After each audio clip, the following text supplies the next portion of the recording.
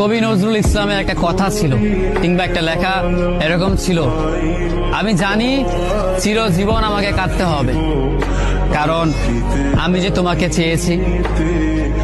আসলেই আমি যে তাকে চেয়েছি এই জন্য আমাকে সারা জীবন কাটতে হবে, কারণ আমি তাকে কোনোদিন পাবো না, আর পাইনি বলেই আমার কান্না করতে হয়। তাকে আমি প্রচন্ড ভালোবাসি বলেই আমার কান্নাটা আসে। তাকে আমি আমার করে পাইনি বলেই আমার কষ্টটা হয়।